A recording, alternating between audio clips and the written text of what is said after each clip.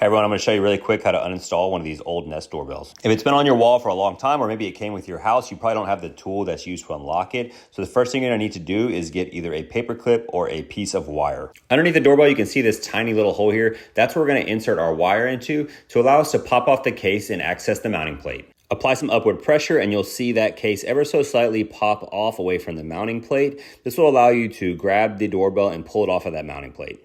Now I'll use a Phillips head screwdriver to loosen the wire terminals and pull those wires off the back of the doorbell. And lastly, we'll use that same Phillips head screwdriver to unscrew the mounting screws holding it to the wall. And now you've got a blank canvas to install your new doorbell.